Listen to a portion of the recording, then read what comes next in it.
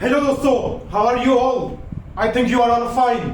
मैं आशा करता हूं कि आप सभी लोग बहुत अच्छे से होंगे, ठीक है ना। और जो बोर्ड्स एग्जामिनेशन है, बोर्ड्स एग्जामिनेशन की तैयारी बहुत ही सलीके ढंग से कर रहे होंगे। बहुत ज्यादा वक्त जो है आप बोर्ड एग्जामिनेशन को दे रहे होंगे, ठीक है ना। क्योंकि यार जाहिर सी बात है, बोर्ड एग्जामिनेशन जो है जिंदगी का एक ये जो मरहला है ना, ये जो जिंदगी का दौर है, ये बहुत ही इंपॉर्टेंट दौर है। इस दौर का ना एक एक मिनट कीमती है। जिस इंसान ने जिंदगी के इस दौर को बहुत अच्छे से इस्तेमाल करा, बहुत अच्छे से उपयोग करा, वो तो बहुत आगे जाएगा। क्योंकि आने वाला जो कैरियर है ना, वो डिपेंड करता है क्लास 10 पर और क्लास 12 पर। जाहिर सी बात है क्लास 11 पर भी डिपेंड रहता है। लेकिन ये बोर्ड एग्जामिनेशन जो है ना, ये किसी भी स्टूडेंट के कैरियर की या स्टूडेंट का लाइफ की एक नींव होती है। जिसने इस नींव को मजबूत किया, जिसने इसको बेहतर ढंग से किया, वो बहुत आगे जाता है, अपने कैरियर की ऊंचाइयों पर बहुत ऊंचा होता है। और जब स्टूडेंट यहाँ से मजाक करना शुरू कर देते हैं ना, तो जाहिर से बात है उनका जो कैरियर होता है आने वाला, वहाँ भी सीरियस नहीं हो पाता है। तो अगर पहली सीढ़ी पर कोई इंसान या कोई स्टूडेंट बहुत ज़्यादा सीरियस है, तो आने वाली एग्जामिनेशन में भी वो बहुत ज़्यादा सीरियस होगा। तो हमारी जो सीरीज मैथमेटिक्स से स्टार्ट है, उसमें हम क्लास 12, क्लास 10, क्लास 9 और क्लास 11 की जो वीडियोस लेकर आ रहे हैं आपके सामने। जो भी आपकी क्वेरीज हैं, जो भी आपको जानना है मैथमेटिक्स में, उन सब पर हम बहुत अच्छे से काम कर रहे हैं और आगे बढ़ रहे हैं। धीरे धीरे धीरे धीरे धीरे धीरे ऊपर वाले के दुआ से ये सीरीज जो है आगे बढ़ रही है, सही है ना। और आप सब लोगों का बहुत ज़्यादा मैं शुक्रगुजार हूँ, आप भी कंट्रीब्यूट इसमें कर रहे हो। ये एक जर्नी है, तो जाहिर से बात है जर्नी एक इंसान अकेला नहीं चल सकता, उसके साथ पूरा एक भाई दोस्त यार तो खैर उसके होते ही हैं, सही है ना। वो भी कंट्रीब्यूट करते हैं, वो भी साथ देते हैं, भाई बहन और रिलेटिव्स जो हैं वो भी साथ देते हैं। तो मैं सभी का इस कंट्रीब्यूशन में शुक्रिया अदा करना चाहता हूँ। और आज इस शुक्रिया अदा करने के बाद आज हम बात करेंगे क्लास 10 के एक बहुत ही इंपॉर्टेंट चैप्टर के बारे में, जिसका नाम है अरिथमेटिक प्रोग्रेशन। बहुत इंपॉर्टेंट चैप्टर, बहुत अच्छा चैप्टर है और स्टूडेंट का एक खासा ये चाव भरा चैप्टर होता है, लगाव होता है स्टूडेंट को इस चैप्टर से, ठीक है ना। तो मैंने सोचा चलो यार, जब मैं क्लास 10 की सीरीज स्टार्ट करने जा रहा हूँ, तो क्यों ना क्लास 10 के बहुत ही इंपॉर्टेंट चैप्टर से मैं आगे बढ़ूँ, जहाँ से मैं स्टूडेंट को कुछ अच्छा देने की कोशिश करूँगा। आज बात करते हैं क्लास 10 के एक इंपॉर्टेंट चैप्टर के बारे में, जिसका नाम है अरिथमेटिक प्रोग्रेशन। अरिथमेटिक चैप्टर 5 है ये दोस्त, चैप्टर 5 है ये, चैप्टर 5, ठीक है ना। तो अरिथमेटिक प्रोग्रेशन, जिसको हम बोलते हैं एपी, ठीक है ना। अरिथमेटिक प्रोग्रेशन एपी क्लास 10 की आज बात होती है, क्लास 10, ठीक है ना। तो क्लास 10 की आज बात हो रही है और एपी की हम कर रहे हैं तैयारी, आपके सामने खड़े हुए हैं बोर्ड पर, ठीक है ना दोस्त। चल जरा आ जाओ। एपी का मतलब क्या है, क्या कहना चाहते हो सर एपी से? एपी से जानने से पहले, एपी को जानने से पहले सीक्वेंस को समझो, पैटर्न को समझो, पैटर्न की रिलेशनशिप को समझो, एक ऑर्डर को समझो, ठीक है ना। क्योंकि एपी जो है एक ऑर्डर ही है, सही है ना, एक पैटर्न है। और पैटर्न जो है ना पूरी मैथमेटिक्स की जान है। जिसने मैथमेटिक्स में पैटर्न को समझ लिया, समझो उसने मैथमेटिक्स की नींव पर पकड़ बना ली, नींव को पकड़ लिया। क्योंकि mathematics is nothing but it's all about pattern. Formulas हो, डेरिवेशन हो फॉर्मूला की, ठीक है ना, क्वेश्चन आंसर्स हो, थ्योरी हो, सब में एक पैटर्न होता है और एक क्लियरली डिफाइंड पैटर्न होता है। उस पैटर्न को ही तो हमें पकड़ना है ना स्टूडेंट्स। क्योंकि भाई जिंदगी में सबसे ज्यादा अगर आप देखो इंटेलिजेंट लोग कौन होते हैं, तो सबसे ज्यादा पैसा कमा रहे हैं, बिजनेस में सबसे ज्यादा आगे हैं, ठीक है ना। और बड़े बड़े मैथमेटिशियंस हैं, बड़े बड़े साइंटिस्ट हैं, बड़े बड़े फिलोसफर हैं, बहुत बड़े आला दर्जे के पॉलिटिशियंस हैं, वो पकड़ते हैं पैटर्न। और जिसको ये कला गई ना पैटर्न पकड़ने की, यकीन मानो आप मेरा, उसने बादशाहत कायम की है दुनिया पर, एक पैटर्न को पकड़ना, ठीक है ना। भाई फिरौन जो है ना, वो इतना फेमस क्यों है इजिप्ट में? क्योंकि वो नील नदी के बहाव के पैटर्न को पकड़ लेता था। और सबसे ज्यादा जो मकबूल या सबसे ज्यादा जो जिसकी ख्याति इजिप्ट में फैलती थी, वो उसकी फैलती थी जो नील नदी के पानी को ना एक दिशा देता था, क्योंकि बाढ़ आती थी नील नदी, तो उस पानी को दिशा देने वाला जो फिरौन होता था, मतलब फिरौन जो एक टाइटल है, जाहिर सी बात है, अलग अलग बादशाह अलग अलग वक्त में हुए जब में, तो उनको फिरौन कहा जाता है। तो ऐसा नहीं है कि हमेशा फिरौन जो है वो एक गलत ही नज़र से देखा जाए, बादशाह का एक टाइटल है, सही है ना। तो पैटर्न पकड़ना बहुत ज़रूरी है दोस्त जिंदगी में। तो आज मैं बात कर दूंगा पैटर्न के बारे में, सही है ना। पैटर्न आपको बताऊंगा, आप भी पैटर्न ढूंढना स्टार्ट कर देंगे अपनी जिंदगी में भी, मैथमेटिक्स में भी, दूसरे सब्जेक्ट में भी और अपने रिलेशनशिप में भी, ठीक है ना। जैसे कि मैं बात करता हूँ कि सर जैसे 2 4, सही है ना, चलो यहां से बात कर लेते हैं ना। 4 के बाद में जरा यहां से करते हैं बात। 1 का स्क्वायर 1, 2 का स्क्वायर 4 एंड 3 का स्क्वायर 9 और 10, 4 का स्क्वायर 16, 5 का स्क्वायर 25 एंड 6 का स्क्वायर 36, ऐसे करते करते करते करते हम आगे बढ़ रहे हैं, सही है ना।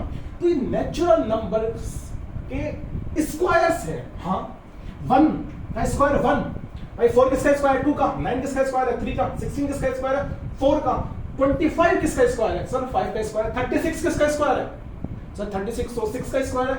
तो ये एक पैटर्न है, एक पैटर्न है, ये समझ रहे ना, एक पैटर्न में चीज आगे बढ़ती है, समझ रहे हो बात को। एक रिकॉग्नाइज्ड पैटर्न है, एक क्लियरली डिफाइंड पैटर्न है, एक यूनिवर्सली एक्सेप्टेड पैटर्न है। हाँ सर है तो बिल्कुल, क्योंकि नेचुरल नंबर के सेट से नंबर्स उठाए गए शुरुआत से और उनका स्क्वायर किया गया, क्लियरली डिफाइंड पैटर्न हमें समझ में आ रहा है सब। जी बिल्कुल समझ में आ रहा है, पर तेरे भी समझ में आ रहा था, देख मेरे दोस्त आज सर और ले ले भाई। एक सीक्वेंस में चीजें आगे बढ़ रही है, सीक्वेंस में चीजें आगे बढ़ रही है, वो है ये तो है एक सीक्वेंस, लेकिन इस सीक्वेंस का पैटर्न क्या है तो एक सीक्वेंस। इस सीक्वेंस का पैटर्न क्या है सर, इस सीक्वेंस में ये पैटर्न है कि यहाँ पर जो है एक नंबर आप बढ़ा रहे हो, फिर उनका स्क्वायर कर रहे हो, एक नंबर बढ़ा रहे हो, उनका क्या कर रहे हो स्क्वायर कर रहे हो, सर ये पैटर्न है इसका, और ये एक सीक्वेंस है। अच्छा अगर ये सीक्वेंस है तो फिर जरा बताना, अच्छा अगर मैं 1 का क्यूब करूं क्या आएगा सर 1 आएगा, 3 का क्यूब कर जरा सर 2 का क्यूब कर जरा, 2 का क्यूब 8 आएगा, 3 का क्यूब करो जरा, तो सर 3 का क्यूब तो 27 आएगा, ठीक है ना। 4 का क्यूब जरा करो, 4 4 4 4 16 16 64, हाँ सर इस तरीके से। और 5 का क्यूब क्या आ जाएगा सर 5 25 25 125, इस तरीके से हम आगे बढ़ेंगे। This is also a clearly defined pattern which is universally accepted in mathematics, and this pattern is what कि सर आप नेचुरल नंबर ले रहे हो, नेचुरल नंबर ले रहे हो और नेचुरल नंबर का क्यूब कर रहे हो, नेचुरल नंबर का क्यूब कर रहे हो, बिल्कुल सही बात है। तो पैटर्न ये है कि मैं नेचुरल एक नेचुरल नंबर में आगे बढ़ रहा हूं और उनका क्यूब करता जा रहा हूं, but this is also a sequence, ये सीक्वेंस भी है, ठीक है ना। तो इसमें एक क्लियरली ऑर्गेनाइज्ड वे में एक पैटर्न छुपा हुआ है, ठीक है ना। तो हाँ उस पैटर्न को मैंने पहचान लिया है, सर ये सीक्वेंस है, देखो सीक्वेंस भी, क्योंकि देखो सीक्वेंस से ही आप अरिथमेटिक प्रोग्रेशन की तरफ बढ़ोगे, एपी की तरफ बढ़ोगे। पहले तो ये जान लो ना कि यार ऑर्डर क्या है, पैटर्न क्या है, सीक्वेंस क्या है, तभी तो हम एपी की तरफ आगे बढ़ेंगे ना। तो एपी में आगे बढ़ने से पहले मैं डिफाइन करता हूं इस तरीके से चीजें। आओ सारे स्टूडेंट्स, जैसे मैं कह देता हूं 4 और 4 दूनी 8, 4 दूनी 8, 4 दूनी 4 क्या 12 6 16 26 20 40 है ना, और इस तरीके से हम बढ़ रहे आगे। अब जरा आप बताओ कि सर ये भी क्या एक पैटर्न में आगे बढ़ रही है, ये एक सीक्वेंस है, सीक्वेंस है, एक पैटर्न में आगे बढ़े, कैसे सर समझाओ, नहीं समझ में आ रहा हमारे। अच्छा को बताओ 4 का टेबल मैंने लिख दिया, या 4 के मल्टीपल्स है सारे, हाँ सर है तो बिल्कुल कि सर बिल्कुल हाँ हकीकत है, बिल्कुल सही बात है, हकीकत है, बिल्कुल सही बात है। This is also a recognized pattern which is also a sequence, जो एक सीक्वेंस भी है और सीक्वेंस के अंदर छुपा होता है पैटर्न, ये ध्यान रखना। दिस इज कॉल्ड सीक्वेंस, और सीक्वेंस के अंदर पैटर्न छुपा हुआ होता है, पैटर्न कहीं बाहर नहीं होता, ऑर्डर कहीं बाहर नहीं होता। ये जो चीजें ऑर्गेनाइज्ड होती है ना वो सीक्वेंस के अंदर ही होती है, सीक्वेंस से बाहर नहीं होती चीजें ऑर्गेनाइज्ड, ठीक है ना। अच्छा सर आपने ये तो बता दिया पैटर्न सीक्वेंस, सर ये तो बता दीजिए कि एपी क्या होती है, अरिथमेटिक प्रोग्रेशन क्या होता है। चैप्टर तो हमें ये समझना है ना, हम यहां आपसे ये थोड़ी समझने आए हैं कि सीक्वेंस क्या है, पैटर्न क्या है, सेट ऑफ ऑर्डर्स, मतलब एक ऑर्डर, यहाँ पे अगर सेट ऑफ ऑर्डर्स को मैं डिफाइन करूं तो क्लियरली एक ऑर्डर में डिफाइन कर सकता हूं, ठीक है ना। जी सर बिल्कुल कर सकते हो। एडिथमेटिक प्रोग्रेशन के बारे में बताओ, ये मत बताओ हमें। अच्छा बताएंगे भाई, थोड़ा इंतजार तो करो, थोड़ा सब्र तो करो। ऐसे तो नहीं कि आते ही आपको सारी चीजें मिल जाएगी मेरे दोस्त, थोड़ा सब्र कर और फिर देख कैसे मैं तुझे चीजें क्लियर कराता हूँ। और ये ऐसी वीडियोस मैं बना रहा हूं जहां बिल्कुल बेसिक से मैं पढ़ाई कराऊंगा।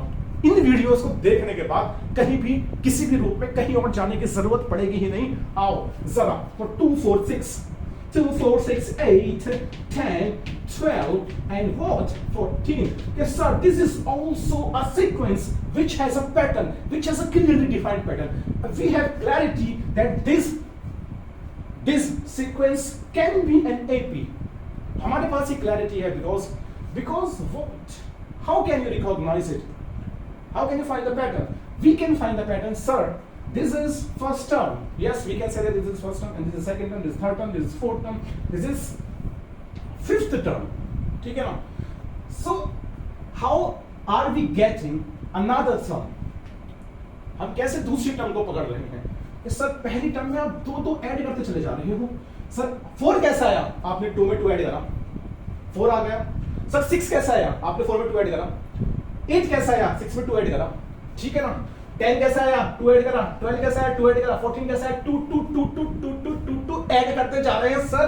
और अगर 2 plus 2 plus 2 plus 2 plus 2 plus 2 plus 2 plus 2 अगर ये ऐड करते चले जा रहे हैं तो सर मिल क्या रहा है? एक सेट मिल रहा है, एक पर्टिकुलर पैटर्न मिल रहा है, एक क्लैरिटी मिल रही है, एक ऑर्गेनाइज्ड वे में आगे चल रही है ये सीक्वेंस जो है। This is a sequence, yes we can say that is a sequence, ठीक है ना, because it has a particular pattern, it has a recognizable pattern, we can recognize it. But sir the question arises here is that this pattern can be called an AP or this sequence can be called an AP. The question arises here. Yes, we can say that this particular pattern or this particular sequence is an AP because in this sequence the second term we are getting the second term, we are getting the consecutive term, or we can, yes, this is right, a consecutive term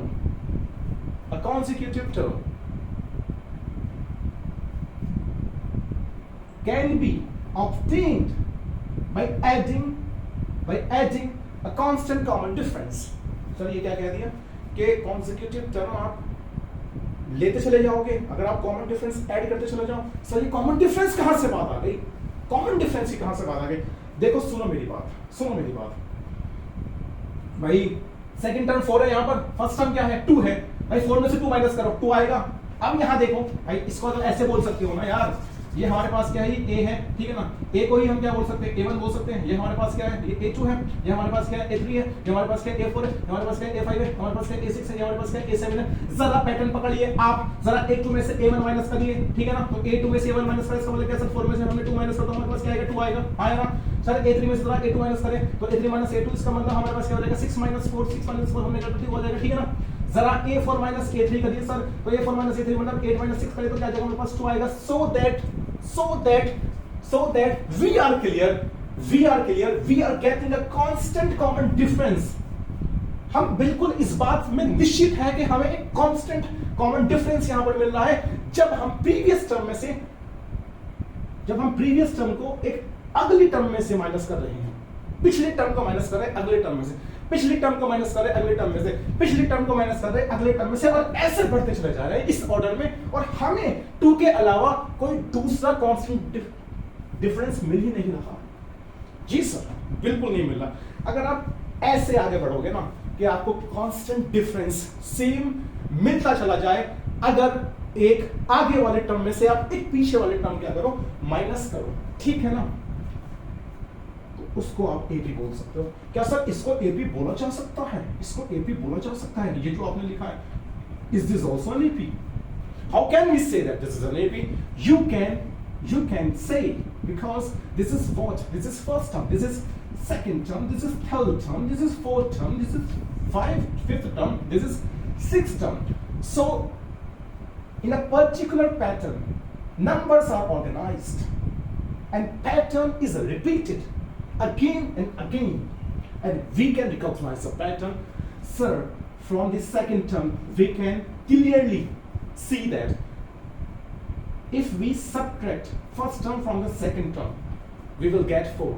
If we subtract second term from third term, we will get 4. If we subtract third term from the fourth term, we will get 4 as a constant common difference. If we subtract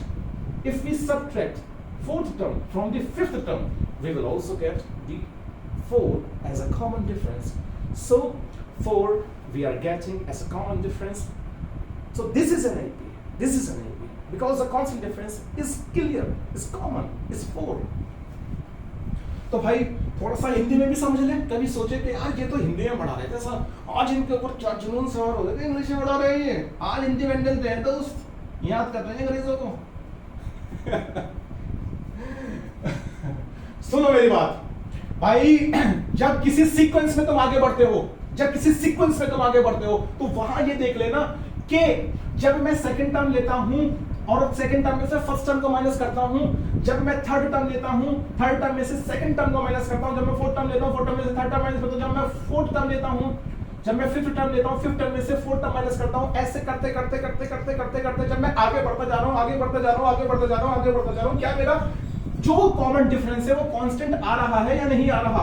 बस तू ये check कर ले, अगर तेरा constant difference constant आ रहा है तो उस केस में वो एपी बन जाएगी, वो सीक्वेंस एपी बन जाएगी. सीक्वेंस ही एपी बनती है, ठीक है ना. पहले सीक्वेंस को पहचानना सीख. सीक्वेंस को कैसे पहचानेगा? पहले तू सीक्वेंस में पैटर्न ढूंढना सीख. सर सीख गया, उसके बाद पहचानना एपी को, ठीक है ना. हर सीक्वेंस एपी नहीं हो सकता, ध्यान रख ले.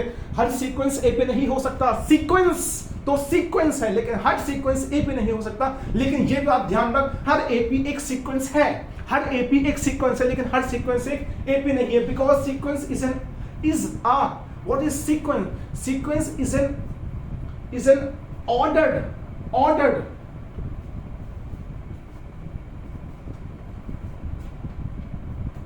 because in sequence things are arranged in an ordered way. ऐसे बोल सकते हो sir, in a sequence things are arranged in an ordered way. yes. जरा यहां देख लो भाई, 1 का स्क्वायर क्या है? 1. 2 का स्क्वायर क्या है सर? 2 है. 3 का स्क्वायर क्या सर? 9 है. 4 का स्क्वायर क्या सर? 16 है. 5 का स्क्वायर क्या है? 25 है. 6 का स्क्वायर क्या? 36 है. This is a sequence because natural number लेते जा रहे हो, नेचुरल नंबर का स्क्वायर करते जा रहे हो. This is a sequence. Nobody can say that this is not a sequence. This is a sequence. clearly universally accepted this is a sequence, but this is not an AP. This is not an AP. This is not an AP. This is a sequence because it has a particular pattern. It has a particular order. But this particular sequence is not an AP because if you take the first term and second term, and if you find the difference between the second term and the first term, the difference here is what? अगर आप 4 में से 1 minus करोगे तो क्या आएगा? 3 आएगा. हाँ सर बिल्कुल. 9 में से 4 माइनस करोगे सर 5 आएगा. अच्छा सर 16 में से 9 माइनस करोगे कितना आएगा हमारे पास? सर जी 7 आएगा. अच्छा सर इसमें से ये माइनस करोगे, 25 में से 16 माइनस करोगे सर 9 आएगा. तो भैया कांस्टेंट डिफरेंस तो सेम आ.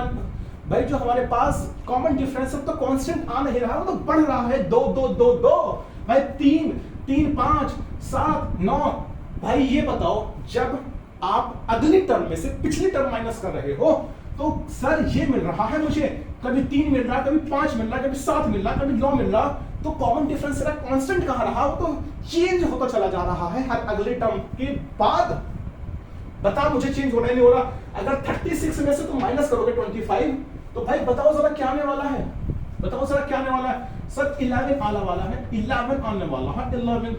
तो भाई ये तो बढ़ोतरी हो रही है. ये कांस्टेंट कॉमन डिफरेंस कहां रहा? जी सर नहीं रहा, बिल्कुल नहीं रहा. ये सीक्वेंस तो बन सकता है क्योंकि इसमें एक पैटर्न छुपा हुआ है, इसमें ऑर्डर छुपा हुआ है, इसमें नंबर ऑर्डर्ड वे में, ऑर्गेनाइज्ड वे में डिफाइन किए गए हैं, एक पर्टिकुलर पैटर्न में अरेंज्ड है. This is a sequence. Yes, but this is not an AP because all this sequences are not AP, but all APs are sequences. ठीक, ये ध्यान रख ले, बस इतना ध्यान रख ले. सर जरा इसकी बात करना, जरा यहां अगर हमें बताओ भाई, देख ये 1 का क्यूब, ये 2 का क्यूब, ये 3 का क्यूब, ये 4 का क्यूब, ये 5 का क्यूब. तो नेचुरल नंबर्स मैं एक करके लेता जा रहा हूं और नेचुरल नंबर्स के मैं क्यूब करता जा रहा हूं. देख कर रहा हूं या नहीं कर रहा हूं? दिमाग से देख, आंखें खोल कर देख. हाँ मैं कर रहा हूं. This is a sequence. This is a sequence because things or numbers are arranged in a particular way, in a particular order, in a particular pattern. This is a sequence. But this question arises here is that can we say this is an AP? This sequence can be called an AP. This sequence can be called an AP. This is the question. No, this sequence can't be called an AP because आप जरा second term लीजिए कि sir 8 है, second term first term लीजिए sir 1 है, जरा minus करना 7 आएगा। सर 27 लीजिए थर्ड टर्म, हाँ ले ली। सर सेकंड टर्म 8 ले लीजिए, माइनस कर देना, ठीक है ना। सर कितना हो जाएगा, 17 में 60 कितना बचेगा भैया, 17 में 60 कितना बचेगा भैया, 9 बचेगा, ठीक है ना। हाँ जी सर 17 में 60 गए तो 9 ही बचेगा, और जरा यहाँ कितना बचेगा, फिर सर यहाँ तो 1 बच जाएगा, तो ये तो सर 19 हो गया। ओहो अच्छा सर एक बार और चेक कर लेते हैं, 64 में से माइनस कर देते हैं 27, सही है ना। तो 14 में 7 कितना बचेगा, तो 7 बचेगा, यहाँ 5 में तो सर 3 बचेगा। सर ये क्या हो रहा है, ये तो कॉमन डिफरेंस सेम ही नहीं आ रहा है। मतलब अगर अगली टर्म में से पिछली टर्म माइनस कर रहे हैं तो सर अलग अलग नंबर मिलते जा रहे हैं, कभी 7 मिल रहा है, कभी 19 मिल रहा है, कभी 37 मिल रहा है, because here the constant difference is not same. The difference is not constant, or you can say that. यहाँ डिफरेंस ही कांस्टेंट नहीं है, वही वेरिएबल हो रहा है, वही चेंज हो रहा है। तो सर ये सीक्वेंस तो है, this is a sequence, yes nobody can deny this is not a sequence, but this is not an AP. ये एपी नहीं है, नहीं है, नहीं है, इसको ध्यान रख लो, ठीक है ना।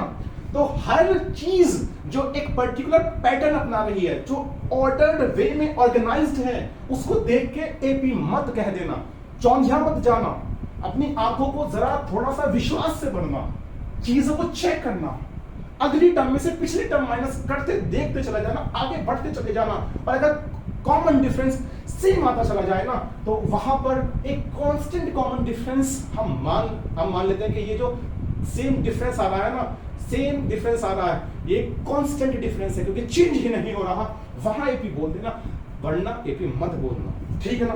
मैं आशा करता हूं कि आपको ये बहुत अच्छे से समझ में आएगा, ठीक है ना। सीक्वेंस को डिफाइन करना सीख लिया, पैटर्न को देखिए, ये भी दिया है, सीक्वेंस के अंदर ही पैटर्न होता है, सीक्वेंस के अंदर ही पैटर्न होता है, ठीक है ना। सीक्वेंस के अंदर ही पैटर्न होता है। किसी चीज की आधारशिला क्या होती है भाई, घर की आधारशिला क्या है सर, नींव है। तो किसी सीक्वेंस की आधारशिला क्या है, तो कैसे पता लगा पाएगा कि कोई सीक्वेंस है, तो उसके अंदर पैटर्न देख ले, पैटर्न देख ले। अगर नंबर्स या अल्फाबेट, ये चीजें एक ऑर्डर्ड वे में ऑर्गेनाइज्ड है, ठीक है ना, और ऑर्डर जो है बिल्कुल क्लियरली डिफाइन हो रहा है, तो वो सीक्वेंस होगा। अब सीक्वेंस के बाद आ जाए एपी पर। क्या सर जो सीक्वेंसेस लिखे जाते हैं इस दुनिया में, या जो आपने ब्लैक बोर्ड पर लिखे हैं, ये सारे सीक्वेंस तो है, लेकिन क्या सर सारे सीक्वेंस जो है वो एपी बन जाएंगे? नहीं मेरे दोस्त, सारे सीक्वेंस एपी नहीं बन सकते, केवल वही सीक्वेंसेस एपी बन सकते हैं जब मैं ये देखूंगा कि अगली टर्म में से पिछली टर्म माइनस करूंगा, अगली टर्म में से पिछली टर्म माइनस करूंगा, अगली टर्म में से पिछली टर्म माइनस करूंगा, और अगर मुझे कांस्टेंट कॉमन डिफरेंस मिलता चला जाएगा आगे बढ़ते हुए जब मुझे कांस्टेंट कॉमन डिफरेंस मिलता चला जाएगा ना, मैं उस सीक्वेंस को एपी बोलूंगा, ठीक। ये पढ़ाया मैंने तुझे अभी तक, इसको डिफाइन कर, इसको अपने दिमाग में डाल, इसको एनालाइज कर, ठीक है ना, इसको एनालाइज कर।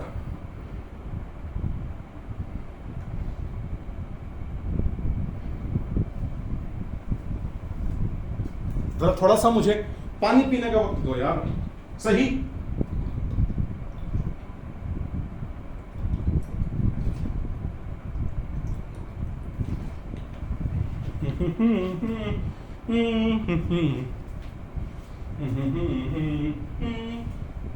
रब कर दो भाई, ठीक। हाँ लो जी, कर दिया गया है रब।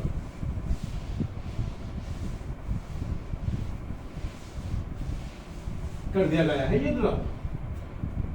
चलिए सर और अच्छी मजेदार चीजें बताते रहिए, हमें बहुत मजा आ रहा है इन सब चीजों को पढ़ने में, ठीक है ना। एपी की चल रही है आज बात, एपी अपी एपी, ठीक है ना, अपी अपी।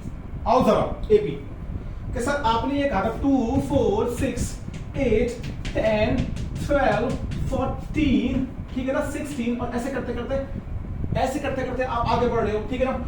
सर 4 में से 2 माइनस करा 2 मिलेगा, 6 में से 4 माइनस करा सर 2 मिलेगा, 8 में से 6 माइनस करा सर 2 मिलेगा, 10 में से 8 माइनस करा सर 2 मिलेगा, 12 में से 10 माइनस करा सर 2 मिलेगा, 14 में से 12 माइनस करा सर 2 मिलेगा। हाँ है ना, पक्की बात है या नहीं? हाँ सर बिल्कुल पक्की बात है। तो वो जो डिफरेंस आ रहा है सर वो कांस्टेंट है। सर आप कैसे पता लगा पाओगे? देखो हम कैसे आगे बढ़ेंगे, आओ जरा हम कैसे आगे बढ़ेंगे, आओ जरा हम कैसे आगे बढ़ेंगे। भाई यहां पर मैं पहले टर्म को बोल देता हूं, ये A1 होती है, पहले टर्म को क्या बोल देता हूं, ये A1 होती है।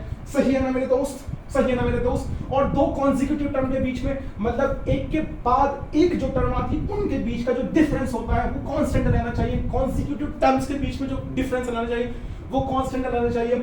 मतलब अगर इन दो का जो डिफरेंस आएगा वो भी डी आना चाहिए, इन दो का डिफरेंस जो है वो भी डी के इक्वल आना चाहिए, इन दो का डिफरेंस वो भी डी के इक्वल आना चाहिए, इन दो का डिफरेंस वो भी डी के इक्वल आना चाहिए, इन दो का डिफरेंस वो भी डी के इक्वल आना चाहिए। हाँ या ना? ठीक है सर ये बताओ ये A2 कैसे मिलेगा आपको? A2 मतलब दूसरी टर्म कैसे मिलती है ये बताइए भाई। अगर तू पहली टर्म में D ऐड कर दे तो दूसरी टर्म मिल जाएगी। सर तीसरी टर्म कैसे मिलती है? तो भाई तू अपनी दूसरी टर्म में D ऐड कर दे, तू अपनी दूसरी टर्म में D ऐड कर दे तो मिल जाएगी।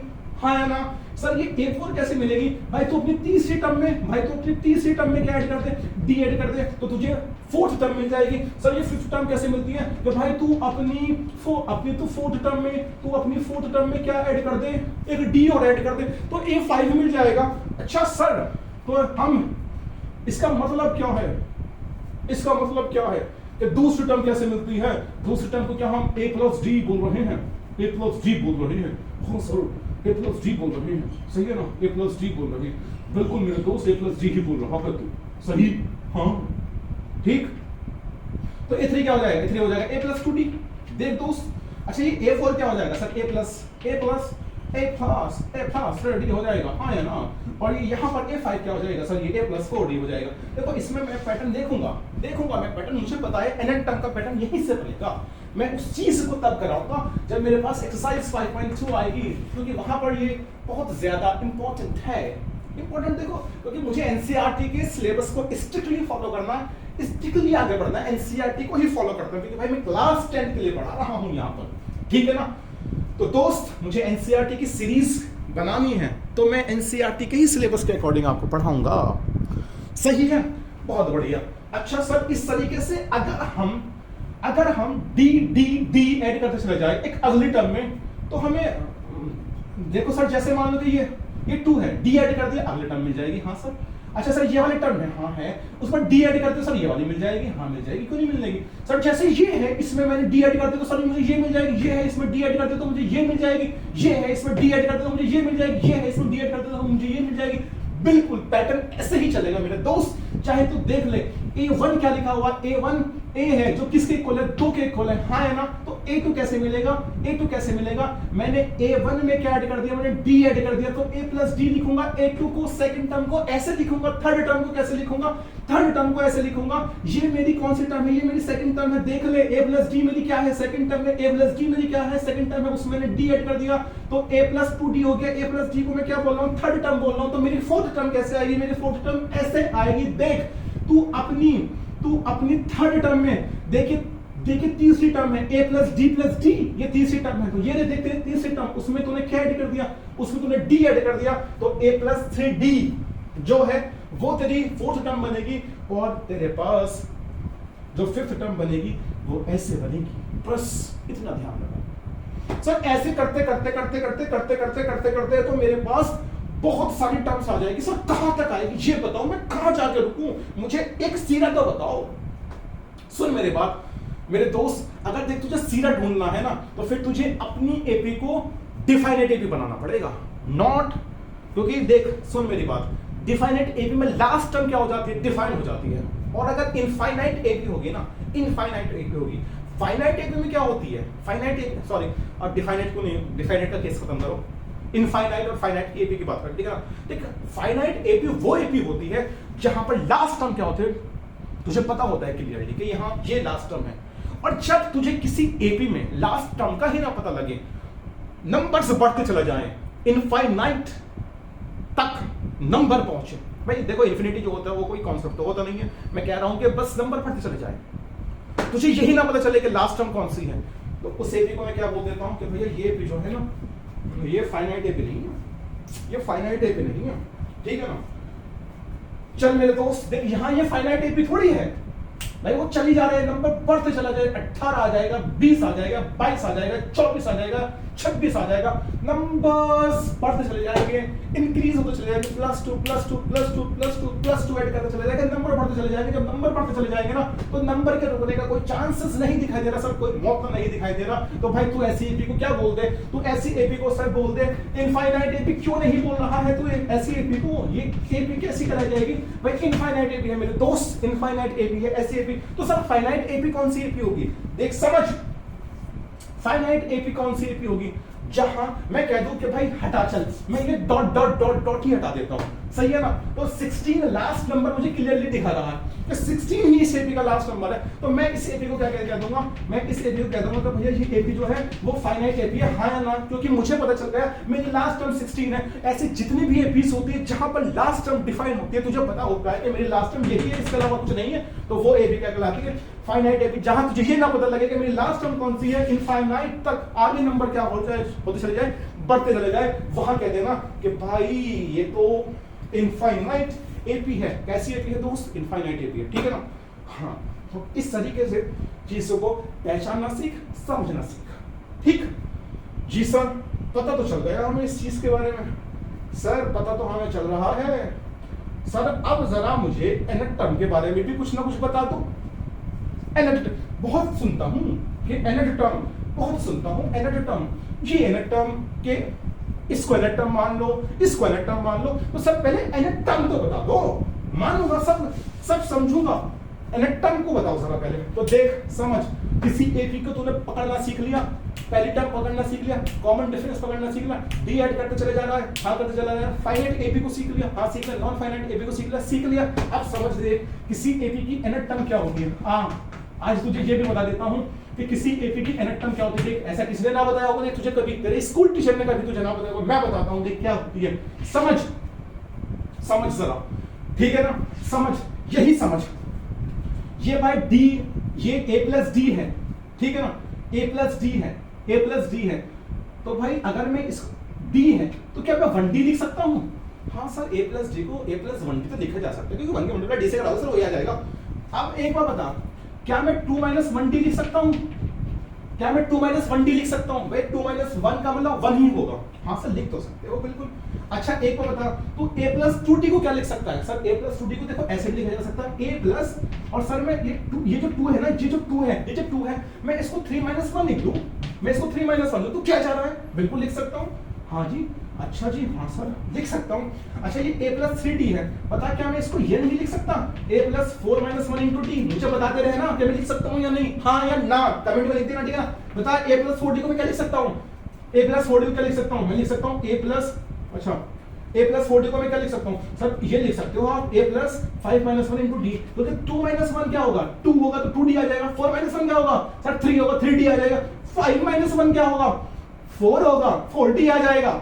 अच्छा सर ऐसे कब तक चलोगे, कहां तक तुम्हारी रेंज है, कहां तक तुम जा सकते हो। मैं कहता हूं मैं nth टर्म तक जाऊंगा, और nth टर्म, सुन मेरी बात, सही है ना, फाइनाइट एपी में भी और इनफाइनाइट एपी में भी nth टर्म कोई सी भी हो सकती है मेरे भाई, कोई सी भी nth टर्म हो सकती है। सर nth टर्म कोई सी भी हो सकती है, सर यही तो आगे हम कंफ्यूज हो जाते हैं। nth टर्म किसको माने, क्या है nth टर्म, किसको लिया जाए।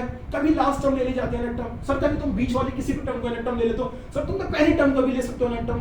अरे क्या रहे हो सर, बताओ ना, उलझाओ मत हमें। तो यही जो मेरे क्वेश्चंस है ना, जो मैंने तुम्हें बताए हैं, यही समझना सबसे जरूरी है। आज समझ दे, ऐसे करते करते करते करते कोई nth टर्म भी आएगी, ऐसे करते करते मैं देख लेता हूँ भाई मेरे कैमरे में याद है नहीं आ रहा, कभी फिर बाद में समझा तो दूं लेकिन ना आ पाए। ओह क्लियरली आ रहा मेरे दोस्त, क्लियरली आ रहा है, क्लियरली आ रहा है। देख ये 2 का मतलब क्या है, ये 2 का मतलब क्या है, दूसरे नंबर पर जो टर्म होगी ये है। अगर कहीं तुझे ऐसा मिल जाए a1, इसका मतलब क्या है कि पहले नंबर पर जो टर्म होगी, ठीक, जैसे यहां पर पहले नंबर पे कौन सी टर्म है सर 2 है, पक्की बात आया ना सर। अच्छा a2 का क्या मतलब है, a2 का क्या मतलब है सर, a2 का मतलब समझा दीजिए। a2 का मतलब है दूसरे नंबर पे कौन सी टर्म होगी, तो बता यहाँ पर दूसरे नंबर पे कौन सी टर्म है, क्या है 4 है, ठीक है ना। सर a3 का क्या मतलब है, सर A3 का क्या मतलब है बताओ ना। तो तीसरे नंबर पर जो टर्म होगी वो A3 कहलाएगी, तीसरे नंबर पर जो होगी, ठीक है ना। तो तीसरे नंबर पर सर 1 2 3, तीसरा नंबर ये रहा सर, पहला नंबर, दूसरा नंबर, तीसरा नंबर, चौथा नंबर, पांचवा नंबर, छठा नंबर, सातवां नंबर, आठवां नंबर, हाँ है ना। बता मुझे दूसरे नंबर पर क्या है, 4 है। बता मुझे तीसरे नंबर पर क्या है, 6 है। बता मुझे चौथे नंबर पर क्या है, 8 है। पांचवें नंबर पर क्या है, 10 है। छठे नंबर पर क्या है, 12 है। सातवें नंबर पर क्या है, 14 है। तो ये है 7वां नंबर, और ये बैठी है टर्म। ये है 8वां नंबर, और ये बैठी है टर्म। ये है 6वां नंबर, और ये बैठी है टर्म, ठीक है ना। तो कभी भी ध्यान रखना, A3 का मतलब क्या है, तीसरे नंबर पर जो टर्म है, ठीक है ना। A4 का मतलब क्या है, चौथे नंबर पर जो टर्म है, सही है ना। तो ये जो नंबर होता है ना, इसको मैं n से डिफाइन करता हूं। किससे डिफाइन करता हूं, n से। नंबर n एक नंबर होता है, n एक नंबर होता है जो उस टर्म का नंबर होता है जिस नंबर पर वो बैठी हुई है। समझ लेना मेरी बात, n एक नंबर होता है मेरे दोस्त। और n नंबर क्या सिग्निफाई करता है, n नंबर क्या बताता है, क्या डिफाइन करता है नंबर। n नंबर बताता है किसी टर्म की पोजीशन, कि वो किस नंबर पर है, ठीक है ना। जैसे मैं यहां पर 14 की क्या पोजीशन है सर, 14 के लिए n की क्या वैल्यू इस्तेमाल होगी सर, 7 होगी। और 14 को मैं क्या बोल दूंगा, A7 इक्वल टू 14, हाँ या ना, ठीक है। हाँ भाई समझ में आ गया है ना बात, ठीक है ना मेरे दोस्त। हाँ बता तेरे 8वें नंबर पर कौन सी टर्म है। तू कहेगा सर 8वें नंबर पर तो मेरी 16 है। तो ये n क्या है, यहां पर n की वैल्यू है, ये 8 किसकी वैल्यू है, n की वैल्यू। और तू क्या लिखेगा sir, A8 is equal to 16, ऐसे तो लिखेगा ना मेरे दोस्त। हाँ ऐसे ही लिखा जाएगा सर। बता 6वें नंबर पर तेरी कौन सी टर्म है, और 6वें नंबर पर तो मेरी 12 टर्म है। 12 मतलब जो टर्म है उसको मैं 12 बोलूंगा। बता 6 यहां पर क्या है, 6 यहां पर n हो जाएगा, नहीं हो जाएगा। और an क्या होगा, मतलब A6 क्या होगा सर, A6 12 होगा। ऐसे पढ़ते हैं मेरे दोस्त, ऐसे पढ़ते हैं। This is the number of term, कि किस नंबर पर। और दिस इज द टर्म, और ये नंबर ऑफ टर्म होता है, ठीक है ना। ये डिफाइन कर देना बस, इतना अगर तूने पकड़ लिया तो बहुत है। तो सर ऐसे मैं an को क्या लिखूंगा सर, मैं an को लिखूंगा, an को मैं क्या लिखूंगा, an को मैं लिखूंगा a plus n minus 1 into T. भैया जब सर तुम मुझे यही बता रहे हो कि A4 is equal to a plus 4 minus 1 into t, A5 is equal to a plus 5 minus 1 into t, A3 is equal to a plus A3 is equal to a plus 3 minus 1 into t. जब तुम्हें मुझे ये सिखा रहे हो तो an क्या होगा, a plus n minus 1 into T, a plus n minus 1 into T. तो सर यहां से तो an का फॉर्मूला आपने ड्राइव कर दिया, यहां से तो sir an is equal to a plus n minus 1 into t. Sir हमारे टीचर तो यही पढ़ा रहे थे कि n टर्म जो होती है वो a plus n minus 1 into T होती है, a plus n minus 1 into T होती है, a plus n minus 1 into T होती है। तो ये a plus n minus 1 into T ऐसे आता है क्या, जी मेरे दोस्त ऐसे ही आता है। n टर्म का फॉर्मूला तू ऐसे ही ड्राइव करेगा। सर मुझे बताओ जी n टर्म हो कौन से सकती है, सर मुझे तो यही नहीं पता चलता। देख किसी एपी में तेरी n टर्म जो है ना वो ये भी हो सकती है मेरे दोस्त, ये भी हो सकती है तेरी, ये भी हो सकती है, ठीक है ना। तेरी ये भी हो सकती है, पक्की बात है या नहीं है। अच्छा सर जैसे मान लो मेरी n टर्म 8 हो गई, मान लो मेरी n टर्म 8 हो गई, तो उसकी क्या पोजीशन होगी। मैं कहूंगा उसके लिए तू n4 का इस्तेमाल कर, n इक्वल टू 4 का इस्तेमाल कर। मैं कहूंगा सर n टर्म जो है मान लेते हैं वो 12, मैंने n टर्म 12 मानी है, इस एपी की n टर्म को मैं 12 मान रहा हूं। सब मुझे पोजीशन जाननी है उसकी, तो उसकी पोजीशन क्या है, 6वीं पोजीशन उसकी, वो 6वें नंबर पर वहां n की वैल्यू का क्या इस्तेमाल होगा, n की वैल्यू का वहां पर 6 इस्तेमाल होगा, हाँ है ना, पक्की बात है ना। सर क्या 16 भी n टर्म बन सकती है मेरे दोस्त, क्यों नहीं बन सकती, कोई सी भी टर्म n टर्म बन सकती है, कोई सी भी टर्म n टर्म बन सकती है। लेकिन इस 16 के लिए जो n की वैल्यू इस्तेमाल होगी वो क्या इस्तेमाल होगी, वो 8 ही इस्तेमाल होगी, क्योंकि 8वें नंबर पर तू खुद देख ले क्या ये 8वें नंबर पर है या नहीं। 1 2 3 4 5 6 7 8, हाँ है ना, पक्की बात है नहीं है।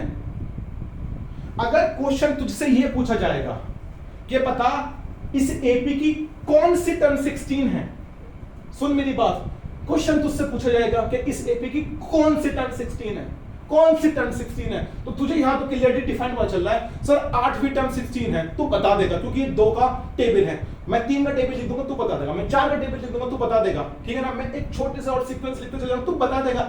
लेकिन जब इनफाइनाइट सीरीज होती है ना, जब इनफाइनाइट सीरीज होती है और नंबर आते चले जाते हैं, आते चले जाते हैं, आते चले जाते हैं, तू नंबर को देखता ही चला जाता है, उसको number number number number number number number number infinite number है। अब मैं तुझसे पूछूं जरा बताना जरा 1,00,000वें नंबर पर कौन सी टर्म होगी? जरा बताना मुझे 200वें नंबर पर कौन सी टर्म होगी? जरा बताना मुझे 1,05,330वें नंबर पर कौन सी टर्म होगी? जरा बताना मुझे 5 मिलियन में नंबर पर कौन सी टर्म होगी? अब तो मैं थोड़ा सा, अब तो मुझे थोड़ी सी परेशानी हो रही है, अब कैसे बताऊं? वहां इस्तेमाल होता है मेरे दोस्त ने टर्म का, ठीक है ना। वहां क्लियरली तुझे पता लगेगा ये कितनी इंपॉर्टेंट चीज है, ठीक। वहां तुझे पता लगेगा कि ये कितनी इंपॉर्टेंट चीज है, इसको जानना कितना जरूरी है तेरे लिए, सही है ना।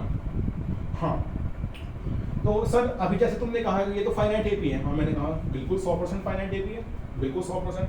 तो सर मैं कहूंगा, तुमने ये मुझसे पूछा कि एपी की कौन सी टर्म 16 है, तो मैं कह देता हूँ nth टर्म ही 16 है, मैं कह देता हूँ nth टर्म ही 16 है, ठीक है ना। क्वेश्चन मुझसे पूछा गया एपी की कौन सी टर्म 16 है, मैंने कह दिया एपी की nth टर्म जो है वो 16 है, ठीक है ना। बता इस एपी में ए क्या है? सर 2 है। बता तुझे n निकालना ना, n-1 इंटू डी बता तेरा डी क्या है? पर सर डी तो मेरे पास यहाँ पर 2 ही है। देख तू 16 में से 2 माइनस कर कितना आएगा? जल्दी से बोल, 14 आएगा नहीं आएगा?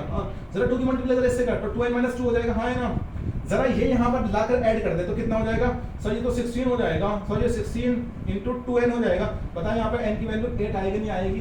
तो तूने पता लगा लिया ना कि एपी की 8वीं टर्म जो है वो 16 है। मैं तुझसे कल को पूछने लगूं जरा बताना इस एपी की 10वीं टर्म, बताना जरा इस एपी की 5वीं टर्म कौन सी है? तू कह देगा सर 10 है। मैं कहूंगा जरा बताना 10वीं पोजीशन पर कौन सी टर्म है? 10वीं पोजीशन पर कौन सी टर्म है? तुझे फिर 20 कहना पड़ेगा वहां पर। 5वीं पोजीशन पर 10 है तो 10वीं पोजीशन पर कौन सी हो जाएगी? 20 हो जाएगी। पता 20वीं पोजीशन पर क्या हो जाएगी? इसे एपी करने से 40, पता 40वीं पोजीशन पर क्या 80 हो जाएगी। पता 80वीं पोजीशन पर क्या होगी? सर 160 हो जाएगी, है ना। जी सर बिल्कुल, बहुत बढ़िया। तो ये है मेरे दोस्त, ये है मेरे दोस्त इसका 5.1 का जो इंट्रोडक्शन है, ये है वो। आप अब बात करते हैं इंट्रोडक्शन के बाद इसके क्वेश्चन आंसर की। थोड़े से क्वेश्चन आंसर के दिमाग में डालने की कोशिश करूंगा, आप मेरे साथ बन और समझ जरा। हो।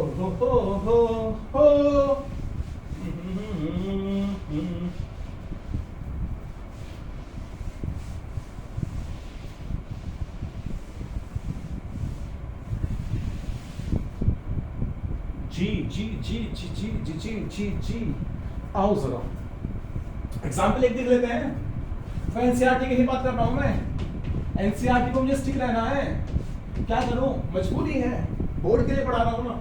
जब कभी किसी टाइम हायर क्लासेस के लिए पढ़ाऊंगा तो भाई वहां तो खैर मुझे सभी चीजों को इंक्लूड करना पड़ेगा, लेकिन एनसीईआरटी अभी फिलहाल देखो इंट्रोडक्शन में एनसीईआरटी काफी है। जब हम प्रीवियस ईयर क्वेश्चन करेंगे, आर.डी. शर्मा करेंगे, आर.एस. अग्रवाल करेंगे और वहां से सैंपल पेपर्स में से भी अच्छे अच्छे क्वेश्चन उठा के लेकर आएंगे। अगर पूरा 4 घंटे का लेक्चर तैयार करेंगे, 5 घंटे का लेक्चर तैयार करेंगे, वहां तो मैं आपको बहुत ज्यादा उसमें समझाऊंगा डिटेल में, क्योंकि वहां सारे प्रीवियस ईयर क्वेश्चन और एनसीईआरटी के मिक्स्ड क्वेश्चन हो। वो तो मैं एक वन शॉट डालूंगा ना, एपी का एक वन शॉट डालूंगा 5 घंटे का पूरा, वहां मैं सब कुछ कवर करूंगा, ठीक है ना। पहले मैं तुझे सिखा तो दूं यार कि करना कैसे है। अच्छा सर ठीक है ना। मेरे पास है एपी, मेरे पास है एक एपी 3/2, 3/2, 1/2, 3/2, 1/2 माइनस के 1/2 और माइनस के 3/2, ठीक है ना। जी सर हाँ, जरा इस एपी के फर्स्ट टाइम बताना क्या है। इस एपी के फर्स्ट टाइम जो होगी वो 3/2 होगी। जरा बताना कॉमन डिफरेंस डी क्या हो जाएगा यहाँ पर। सर डी यहाँ पर देखो ऐसा हो जाएगा, देखो ये सर ऐसे हो जाएगा यहाँ पर कि सर हम सेकंड टर्म से ना फर्स्ट टर्म माइनस कर देंगे, ठीक है ना। हाफ में से क्या माइनस कर दोगे सर? हाफ में से 3/2 माइनस कर देंगे, बहुत बढ़िया। एलसीएम यहाँ पर क्या हो जाएगा सर? 2 हो जाएगा, 1 - 3 हो जाएगा। डी सर 1 - 3 को क्या लिख दोगे सर? 1 - 3 को लिख देंगे माइनस के 2 और अपॉन 2 तो क्या हो जाएगा? माइनस के 1 हो जाएगा। सर कॉमन डिफरेंस माइनस के 1 आ रहा है, हाँ यार। अच्छा सर हम निकालना चाहते हैं कॉमन डिफरेंस, कॉमन डिफरेंस हम निकालना चाहते हैं, एक बार और देख लेते हैं सर। तो डी क्या हो जाएगा? तो भैया 1 मिनट के लिए a3 - a1 कर, a3 - a2 करके देख ले जा, तो अपनी मंशा पूरी कर ले।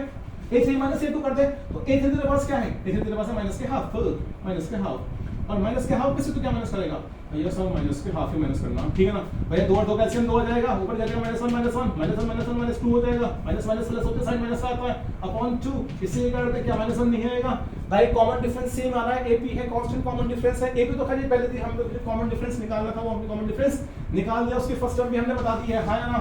चल दूसरा एग्जांपल देखते हैं, आजा चल इसको रब कर दूं, बहुत तेजी से आएगा मेरे दोस्त, और जल्दी से, जितना तेजी से तू जितना जल्दी कर सकता है ना उतना तेरे लिए आसान हो जाएगी देख चीजें। आजा मैं कुछ लिस्ट ऑफ नंबर्स लिख रहा हूं और मैं तुझसे पूछूंगा कि ये AP है या नहीं है ना। दूसरा एग्जांपल की मैं करता हूं बात, ले आजा 4 10 16 22, 4 10 16 22, बताइए AP है या नहीं है, अगर है तो बता, कांस्टेंट डिफरेंस और पहली टर्म लिख देना इसकी, ठीक है ना। चल आजा दूसरी AP देखते हैं, बता तू बताना मुझे 1 1 -3 -5 बता दे मुझे ये AP है या नहीं है, ये AP है या नहीं है। देख सारी ये AP है या नहीं है। ले भाई 1 मिनट के लिए चौक पकड़ लेता हूँ। अरे भाई चौक तू खत्म मत हो यार, अभी तो बहुत सारा काम है यार, अभी तो बहुत सारा काम है मेरे दोस्त, अभी तो। चल तीसरा क्वेश्चन देख, तीसरा इसका पार्ट देख ले, -2 -2 2 -2 2 -2 2, बता दे यार ये AP है या नहीं है। चल फोर्थ, चल देख ले फोर्थ पार्ट देख ले इसका, 1 1 1 2 2 2 1 1 1 2 2 2 2 2 2 3 3 3, बता दे मेरे दोस्त ये AP है या नहीं। मैं थोड़ा सा इतना पानी पी लेता हूँ, थोड़ा सा मैं इतना पानी पी लेता हूँ, बता दे जल्दी से मुझे ये AP है या नहीं है।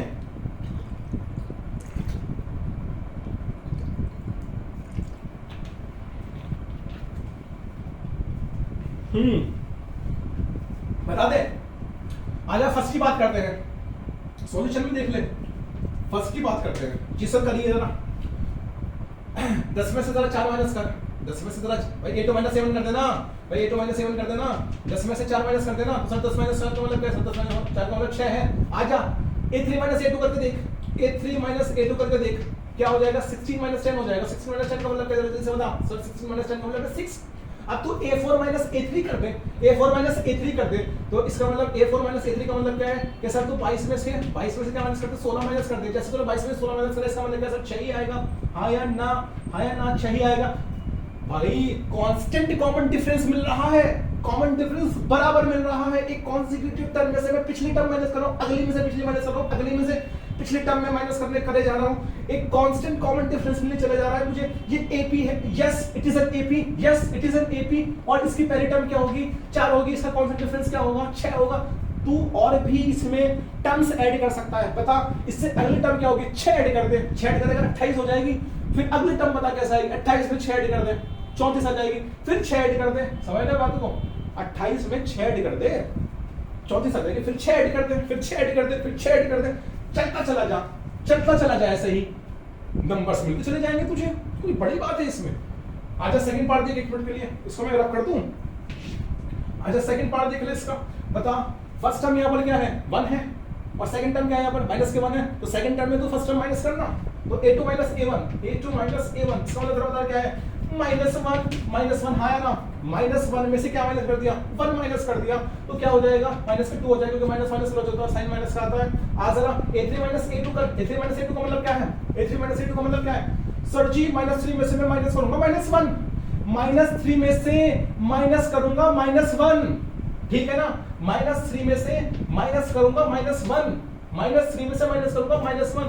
अच्छा हाँ, तो -3 प्लस के 1, क्योंकि माइनस माइनस प्लस हो जाएगा, ये -3 है, माइनस माइनस प्लस हो जाएगा, तो -3 + 1, बता माइनस प्लस क्या होता है, माइनस ही होता है, और साइन किसका आता है, जो बड़ी डिजिट होती है, तो क्या बड़ी डिजिट 3 नहीं है, हाँ है, तो साइन किसका आएगा, माइनस का आएगा, तो ये -2 हो जाएगा। देख मेरे दोस्त, हाँ अच्छा सर क्या यहाँ पर एक बार और करा दो सर तुम ऐसा कर दो कि इसमें से ये माइनस और कर दो, मतलब सर तुम A4 में से A3 माइनस कर दो, तो A4 में से तुम A3 माइनस कर दो, -5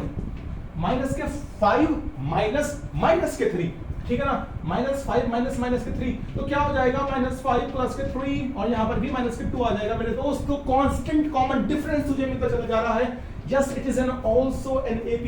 अब तू देख पता अगली टर्म कौन सी होगी सर? अगली टर्म तो माइनस के 7 हो सकती है, फिर अगली टर्म कौन सी सर? माइनस के 9 हो सकती है, अगली टर्म कौन सी सर? माइनस की 11 हो सकती है। बढ़ता चला जा तू अपनी इस एपी में, तुझे नंबर मिलने चले जाएगा। और वैसे भी ये डॉट डॉट डॉट लग रहा है, ये कैसी एपी है? ये इनफाइनाइट एपी है, हाँ या ना? आजा तू थर्ड पार्ट की तरफ जरा, इसको दो तरफ कर देता हूं।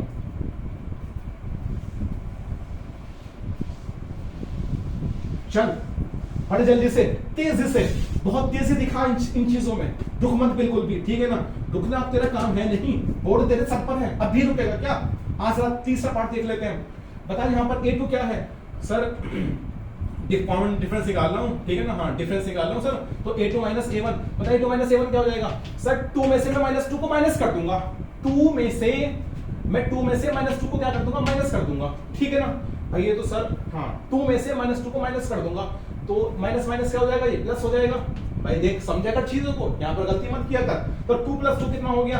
2 + 2 तो 4 हो गया, 2 + 2 4, 2 + 2 4 सर। हम निकालेंगे एक बार और, तो A3 - A2 कर देंगे सर इस बार। तो A3 - A2 का मतलब क्या है? -2 में से तुझे माइनस करना है क्या? -2 में से तुझे क्या माइनस करना है? 2 माइनस करना है। -2 में से 2 माइनस करना, सर ये तो माइनस के ऊपर आ गया, माइनस माइनस प्लस, और साइन किसका आ जाएगा? माइनस का।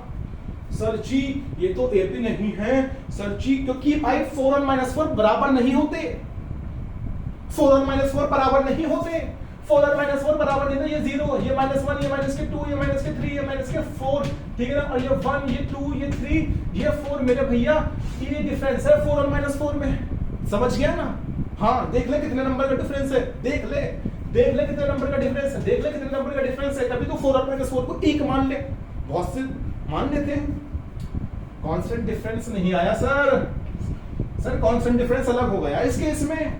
हो जाने दे, क्या हो गया? क्या फर्क पड़ रहा है? एपी नहीं है, ये नहीं है एपी, क्या कर सकते हैं? नहीं है तो नहीं है। आओ जरा फोर्थ पार्ट की तरफ पढ़ मेरे दोस्त, जल्दी से फोर्थ पार्ट की तरफ पढ़, जल्दी, जितनी जल्दी हो सके, जितनी जल्दी ही सारी चीज बताएगी कि तू कितना है पढ़ने में मगन, कितना है तू पढ़ने में मस्त। आ जरा डिफरेंस निकाल, बता इसमें से ये माइनस कर, इसमें से मतलब A2 - A1 कर, A2 - A1 करेगा तो क्या हो जाएगा? दिल से बता सर, 1 - 1 हो जाएगा, हाँ यहाँ 0 हो जाएगा, बहुत बढ़िया। अच्छा सर हाँ ये A3 - A2 कर, A3 - A2 कर, तो बता क्या करेगा सर? 1 में से 1 माइनस कर दूंगा, 1 में से 1 माइनस कर दूंगा, क्या आ जाएगा? 0 हो जाएगा। चल अब कर, इसमें से अब क्या करेगा? A4 में से हाँ D, A4 में से क्या माइनस करते हैं? A3 माइनस करते हैं, तो भैया तो 2 में से क्या माइनस करेगा? 1 माइनस करेगा सर, 2 में से 1 माइनस करूंगा 1 आ जाएगा सर। पहले केस में 0, दूसरे केस में 0, तीसरे केस में 1 आ गया सर। कांस्टेंट डिफरेंस कॉमन नहीं रहा, this is not an AP, ये सर एपी नहीं है। तो सर 2 एपी बनी है, 2 नहीं बनी, फर्स्ट और सेकंड एपी है, और ये भैया एपी नहीं है, तो बहुत बढ़िया, नहीं है तो नहीं है, खत्म। चल बढ़ आगे की तरफ, ठीक हाँ।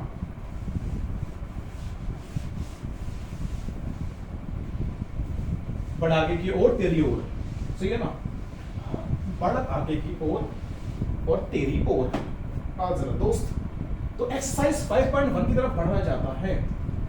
अब हम बढ़ेंगे एक्सरसाइज 5.1 की ओर, तेरी ओर, सही है ना? तेरी ओर, हाय रब्बा, ओए रब्बा, तेरी ओर, हाय रब्बा। आओ जरा मेरे दोस्त, बजाने गा के जरा सिखा के जाओगे, तो गाने गाते रहते हैं बस। चल फर्स्ट का फर्स्ट पार्ट देख ले, ठीक है ना? वो कह रहा था taxi fare after each kilometre when fair is 15 kilometre, the taxi fare after each kilometre, the taxi fare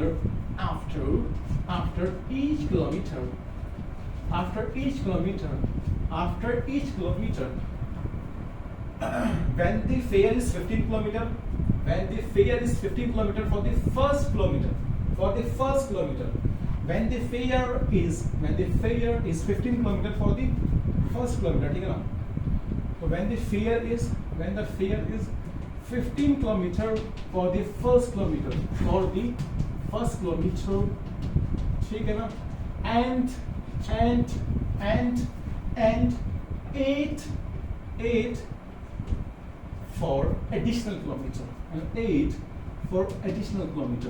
8 for additional kilometer, देख पहले तो क्वेश्चन समझ, क्वेश्चन का मतलब क्या है, सही है ना? पहले तो समझ क्वेश्चन कि भैया टैक्सी से तू जा रहा है, ठीक है ना? टैक्सी से तू जा रहा था, taxi fare after each kilometre when the fair is 15 kilometre, ठीक है ना, for the first kilometre taxi से तो जा रहा है, तो पहले किलोमीटर के लिए जो फेयर है वो कितना है, 15 किलोमीटर है, मतलब पहले 1 किलोमीटर के लिए 15, ठीक है ना। अच्छा, फेयर इज कितना है हमारे पास, व्हेन द फेयर इज ₹15, हाँ ₹15 है ना, व्हेन द फेयर इज ₹15, भैया फेयर जो है वो 15 रुपए है पहले किलोमीटर के लिए, ठीक है ना। For the first kilometre, for the first kilometre and सही है ना, एंड एडिशनल एंड लिखा है यहाँ पर एंड ₹8 फॉर एडिशनल किलोमीटर, ठीक है ना। हाँ, तो पहले किलोमीटर के लिए भैया तेरे 15 रुपए जो है ना वो है, मतलब पहले किलोमीटर के लिए 15 रुपए फिक्स है, और फिर हर किलोमीटर पर कितने बढ़ते चले जा रहे हैं, 8 बढ़ते चले जा रहे हैं, ठीक है ना। पहले किलोमीटर के लिए 15 है और फिर हर किलोमीटर कितने बढ़ते चले जा रहे हैं, 8। पहले किलोमीटर के लिए 15 है, फिर हर किलोमीटर पे कितने बढ़ते चले जा रहे हैं, 8। तो पहले किलोमीटर के लिए 15, ठीक। अगला किलोमीटर आएगा, दूसरा किलोमीटर आएगा, मतलब 2 किलोमीटर हो जाएंगे तो कितना हो जाएगा, 15 + 8 हो जाएगा, हाँ है ना, बहुत बढ़िया। फिर 2 से 3 किलोमीटर हो जाएगा तो क्या हो जाएगा, 15 + 8 हाँ है ना, जवाब देता रहे। फिर 4 किलोमीटर हो जाएंगे, इसका मतलब क्या हो जाएगा, 15 + 8 हाँ है ना, जवाब देता रहे। और ऐसे करते करते करते जितने किलोमीटर तू चलता चला जाएगा, ये इस तरीके से आगे बढ़ता चला जाएगा, हाँ है ना, बताता चल, बस बताता चल मुझे। तो ये 15 मैंने लिख दिया, 15 + 8 कितना हो जाएगा सर, 23 हो जाएगा, देख लो, हाँ 5 ऐड कर दोगे सर वो 3 बचेगा, 23 हो जाएगा, ठीक है ना। अच्छा सर 23 में तुम 8 ऐड कर दो कितना हो जाएगा सर, 31 हो जाएगा, ठीक है ना, हाँ सर 31 हो जाएगा, बहुत बढ़िया। और सर तुम 31 में 8 ऐड कर दो, इसका मतलब कितना हो जाएगा सर, 39 हो जाएगा, हाँ ना, ऐसे आगे बढ़ता चला जाएगा। अब तू बता कि यहाँ पर ए क्या है, सर यहाँ पर ए जो है वो 15 है, बस ध्यान रख, ए यहाँ पर क्या है 15 है, बता डी यहाँ पर क्या है, सर डी यहाँ पर 23 - 15 है मेरे सर, यहाँ पर 23 - 15 है। तो 23 - 15 का मतलब क्या है, बता मुझे 23 - 15 कितना आएगा, बता, कुछ ना कुछ तो आएगा, ठीक है ना। 23 - 15 बता कितना आएगा, 23 है ना, ए 15 है ना, 23 - 15 जल्दी से बता कितना आएगा, जल्दी से बताओ। कि सर देखो ऐसे कर दो, यहाँ से तो ये हटा दो, सर 8 आएगा, सर 8 देखो सीधा सीधा 8 आएगा, है ना, 5 आएगा। 31 - 23 कर जरा, 31 - 23 कर दी, 31 - 23 कर, 31 - 23 कर, भैया 8 आएगा, हाँ जी सर बिल्कुल देख लो, हाँ सही है। अच्छा तू 39 - 31 कर, क्या आएगा, 8 आएगा, हाँ सर बिल्कुल 8 आएगा। तो सर हर केस में कॉमन डिफरेंस सेम है, बिल्कुल ये एक एपी बन सकती है, हाँ दिस इज एन एपी, मैं कह सकता हूँ कि सर ये क्या है, एपी है, मैं कह सकता हूँ कि ये क्या है, एक एपी है, बहुत बढ़िया, देख आराम से समझ लें, ठीक है ना, ये एक एपी है।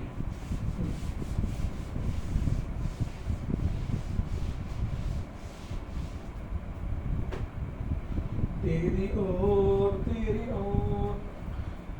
भाई 5.2 का, सॉरी 5.1 में चलिए, क्यों कहाँ से आ गई 5.1 का, ठीक है ना। हमारे पास पहले का दूसरा पार्ट देख लेते हैं, एक मिनट, वो क्या कह रहा है, the amount of air present in the cylinder when the vacuum pump removes 1/4 of the air, the amount of air present in a cylinder, the amount of air present in a cylinder, the amount of air present in a cylinder, present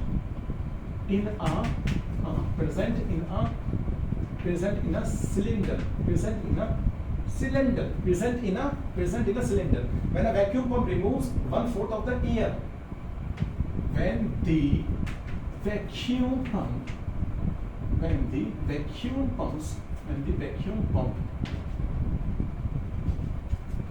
removes 1/4 of the air remaining in a cylinder at a time, remaining in a cylinder at a time। Sir क्या कह रहे हो, समझाओ क्या कह रहे हो sir, इसका मतलब हमें समझना है भाई। देख, the amount of air present in a cylinder, ठीक है ना, बता अमाउंट ऑफ एयर प्रेजेंट, कि भाई कुछ एयर है वो प्रेजेंट है सिलेंडर में। When the vacuum removes 1/4 of the air remaining in a cylinder at a time, देख समझ, मान ले कि भाई किसी समय let the volume of air, solution में देख कैसे करेगा, सॉल्यूशन में देख कैसे करेगा, let the volume of air, let the volume of air present in a cylinder, present in a cylinder at a time, ठीक है ना, एट अ टाइम, किसी समय जो वॉल्यूम ऑफ एयर है जो सिलेंडर में प्रेजेंट है वो v है, वो v है। और मीटर क्यूब या सेंटीमीटर क्यूब, ठीक है ना, जाहिर सी बात है क्यूब यूनिट होगी यहाँ पर क्योंकि वॉल्यूम है, ठीक है ना। मान ले किसी समय उस सिलेंडर में एयर का v वॉल्यूम प्रेजेंट था, ठीक है ना, कितना प्रेजेंट था भैया, v वॉल्यूम। अब वैक्यूम पंप ने इस v वॉल्यूम का कितना घटा दिया, 1/4, तो क्या बचेगा तेरे पास, सुन, तेरे किसी समय सिलेंडर में तेरे पास एयर का जो वॉल्यूम था वो v था, फिर तू एक वैक्यूम पंप लेकर आया, उस वैक्यूम पंप ने इस वॉल्यूम v का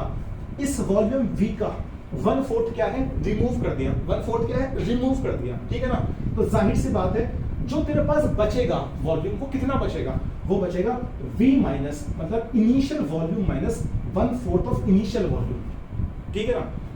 initial volume v minus 1/4 of initial volume, initial volume minus 1/4 of initial volume, इतना वॉल्यूम बचेगा तेरे पास एयर का, ठीक है ना। तो इसका मतलब सर कितना बचेगा, अगर यहाँ मैं एलसीएम ले लूँ तो सर 3v है ना, 4v minus v by 4, 4v minus 4 by, तो सर 3v बाई 4 बच जाएगा, ठीक है ना, 3, क्योंकि यहाँ से तो एलसीएम लेगा 4v आ जाएगा, है ना, 4v माइनस v तो 3v आ जाएगा, 3v/4, ठीक है ना।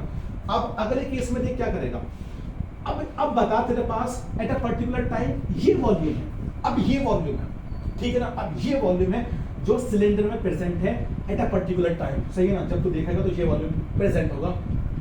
अब इसमें से इसी की बात मत करना, इसकी बात मत करना ना, इसकी बात मत करना, इसकी बात हो गई। अब इसमें से ना, इसमें से तूने इसी का 1/4 निकाल दिया, इसी में से इसका 1/4 निकाल दिया, इसी में से इस वॉल्यूम में से जो बचा था, इस वॉल्यूम में से इसी का 1/4, देख ध्यान रख लेना, इस वॉल्यूम में से इसी का 1/4 तूने क्या कर दिया, माइनस कर दिया, ठीक है ना। तो आ जा सर, तो ये कितना हो जाएगा तेरे पास, ये हो जाएगा सर 3v और 3v/16, हाँ है ना भाई, ये तो हो जाएगा।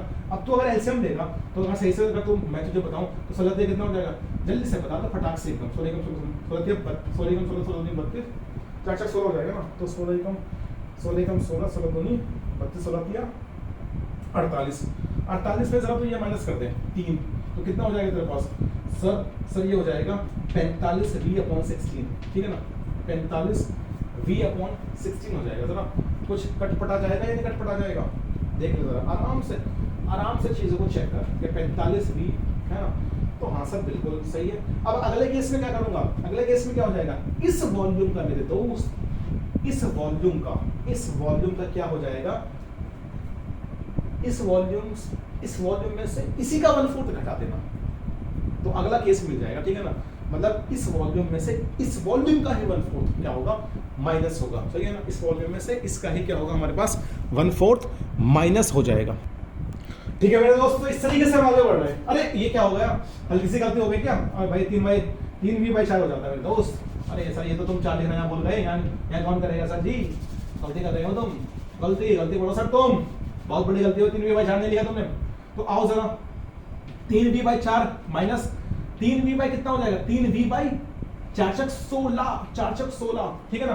अच्छा 16 4 का एलसीएम नहीं जाएगा, जरा बताना कितना हो जाएगा सर, 16 4 का एलसीएम जो तुम लोगे ना, तो सर वो 16 ही आएगा, और 4 चौक 16, 4 से 16 4 बार कटेगा, और 4 3 12, तो ये कितना हो जाएगा, 12 भी हो जाएगा, माइनस 16 से 16 एक बार कटेगा, क्योंकि डिनोमिनेटर से एलसीएम कटता है, तो 16 से 16 एक बार कटेगा, डिवाइड होगा, एक ही मल्टीप्लाई 3v से हो जाएगा, तो क्या हो जाएगा सर, 9v/16 हो जाएगा सर, 9v/16 हो जाएगा। और अगले केस में क्या होगा, अगले केस में ये होगा, ये इस वॉल्यूम का ना 1/4 तू माइनस कर, 1/4 क्या है, वैक्यूम पंप से बाहर निकाल देगा, इस वॉल्यूम का 1/4 किससे निकाल देगा, वैक्यूम पंप से बाहर निकाल देगा, तो क्या बचेगा sir, nv/16 minus 1/4 of nv/16, ठीक है ना। समझ रहे बात को, सर समझा दो ना कि अगला केस कैसा बनेगा। तो भैया ऐसे बना देख, NV माइनस 1/4 ऑफ N, है ना, मतलब 9V/16, हाँ NV बोल रहा हूँ, 9V/16 माइनस 1/4 ऑफ 9V/16, ठीक है ना, ये बता ऐसे बनेगा तो लाइक, ठीक है ना। तो सब क्या हो जाएगा, सॉल्व कर लो, सब प्लीज बता दो, सॉल्व करेंगे ठीक है ना। कितना हो जाएगा भैया, ये 16 और ये 16 को कितना होगा 64, 16 और 64 का इससे कितना आ जाएगा, 64 आ जाएगा, आया ना। 16 से 64 कितने बार कटेगा सर, 4 बार कटेगा, और 4 का मल्टीप्लाई 900 हो गया तो 36 हो जाएगा सर, 36 भी आ जाएगा सर ऊपर माइनस। अच्छा 16 को कितना होगा 64, 64 से 64 एक बार कटेगा, एक ही मल्टीप्लाई 9 से हो जाएगी तो 9 भी ऊपर आ जाएगा, हाँ है ना। 36 में तो 9 भी घटा दे, कितना घटेगा सर 27V अपॉन 64। तो जरा बताना अगला स्टेप, आने वाले उसमें क्या लिखेगा, वो क्या होगा, वो होगा 27V अपॉन 64, वो होगा 27V अपॉन 64, ठीक है ना। तो ऐसे पढ़ना है मेरे दोस्त, आगे देख तो गलती मत करना, क्योंकि बच्चा इसमें कर देता है गलती, हमें भी सालों साल का एक्सपीरियंस हो चुका है पढ़ाते हुए, तो बच्चा यहाँ कर देता है गलती। देख समझ ले, फिर भी एक समय तूने जो वॉल्यूम माना था किसका, एयर का, सिलेंडर में वो कितना था, V था, फिर तूने एक वैक्यूम पंप दिया, वैक्यूम पंप से इस वॉल्यूम का 1/4 निकाल दिया, इस वॉल्यूम का 1/4 निकाल दिया, तो बता तेरे पास बचेगा कितना, बता तेरे पास बचेगा कितना sir, V minus 1/4 of V ये बचेगा, और ये किसके इक्वल होगा, ये 3V/4 के इक्वल होगा, हाँ या ना सर, ठीक है। अब ये वॉल्यूम बचा हुआ है कहां पर, सिलेंडर में, एट अ पर्टिकुलर टाइम, ठीक है ना। अब तूने दूसरे केस में इस वॉल्यूम का भी क्या निकाल दिया, 1/4 बाहर निकाल दिया, इस वॉल्यूम का भी क्या तूने 1/4 बाहर निकाल दिया, तो कितना बचेगा नेक्स्ट, तो कितना बचेगा अगले केस में, कितना बचेगा, अगले केस में कितना बचेगा सर, इस वॉल्यूम में से मैं इसी वॉल्यूम का 1/4 माइनस कर दूंगा, इस वॉल्यूम में से इसी वॉल्यूम का 1/4 माइनस कर दूंगा, तो क्या हो जाएगा NV/16 बचेगा। उससे अगले केस में कैसे करेगा, उससे अगले केस में मेरे दोस्त ऐसे करना, इस वॉल, क्योंकि तू अब तेरे पास कितना वॉल्यूम बचा है सिलेंडर में, सर मेरे पास कितना वॉल्यूम बचा है सिलेंडर में, तो क्या करना पड़ेगा भाई, क्या करना पड़ेगा नेक्स्ट स्टेप के लिए, सर इस वॉल्यूम में से ना इसी का 1/4 माइनस कर देंगे, तो कितना हो जाएगा, वो 17V/64 हो जाएगा, है ना। अब तू देख, तेरी पहली टर्म क्या है, V है, दूसरी टर्म क्या है, ये है, तीसरी टर्म क्या है, ये है, चौथी टर्म क्या है, ये है, तो क्लियरली दूसरी में से पहली माइनस कर, और तू किसमें से, इसमें से ये माइनस कर, वो सेम नहीं आने वाली, मैं करके दिखा दूंगा, देख तुझे मैं करके दिखा दूंगा, ठीक है ना। तो तू इतना याद रख ले बस, क्या याद रखना है, क्या याद रखना है, V याद रखना है, 3V/4 याद रखना है, 9V/16 याद रखना है, 27V/64 माइनस रखना है, यही तो आए हैं ना तेरे पास, यही तो आए हैं तेरे पास। चल खुद देख ले, तू खुद देख ले, खुद देख ले।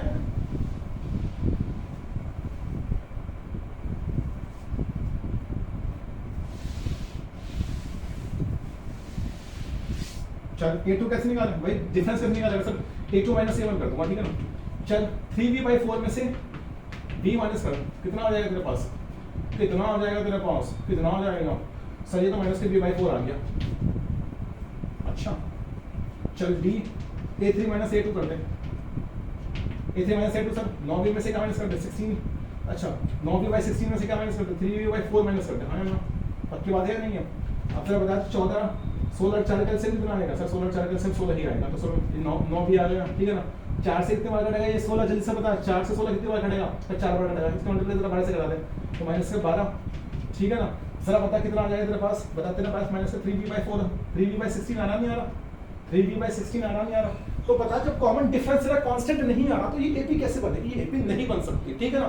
तो कंफ्यूज मत होना इसमें, कभी तो कंफ्यूज हो जाए, ठीक है ना। कर दे इसको रब, बढ़ते रहे हम आगे, बढ़ना ही तो हमारा काम है ना। हमारा काम क्या है दोस्त, बढ़ना, हमारा काम क्या है दोस्त, बढ़ना, ठीक है ना, बस हमें बढ़ते ही रहना है। चल आजा,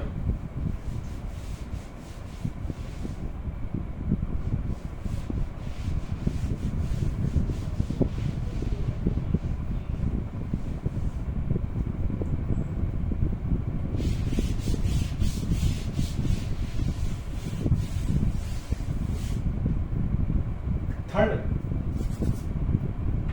पहले का था, है ना, 5.1 की चल रही है बात, पहले क्वेश्चन का थर्ड पार्ट हम अब करेंगे, ठीक है ना।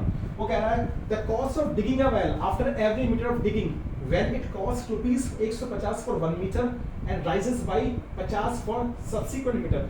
देख समझ, मैं हिंदी में, अब क्वेश्चन क्या लिखूं, मैं हिंदी में समझ दे एक सेकंड के लिए। तेरे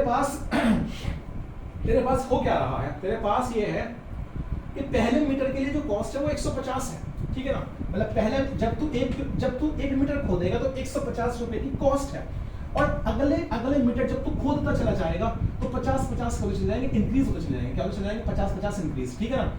तो अगर 150 पहले मीटर के लिए है तो और अब 50 अगले मीटर के लिए 50-50 ऐड होंगे, तो बता दूसरे मीटर के लिए 200, बता फिर 250, फिर बता 300, फिर बता 350, हाँ ना, ऐसे तो आगे बढ़ता चला जाएगा। तो बता यहाँ पर एक तेरे पास क्या हो जाएगा, एक तेरे पास 150 हो जाएगा, वो तेरे पास डी कितना हो जाएगा सर, 200 माइनस 150, इसका मतलब सर 85 आ जाएगी, हाँ ना। और अगर तुझे देखना है डी को निकाल के तो 250 में तो 200 माइनस कर दे, जब तो 250 में 200 माइनस कर दे तेरे पास तभी 85 आएगा, हाँ ना। तो ये एपी है, ये एपी है, सही है ना, ये एपी है मेरे दोस्त, ये एपी है, क्लियरली डिफाइंड ये एपी है, सही है ना, ये क्लियरली डिफाइंड एपी है। चलो मेरे दोस्त अब बढ़ा आगे, जरा थोड़े मिनट के लिए जरा थोड़ा आगे बढ़, सही है ना। अब हमें बढ़ना है कहां, आगे।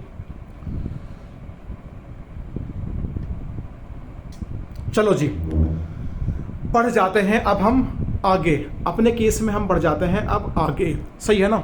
देखिए जी कैसे बढ़ना है आगे।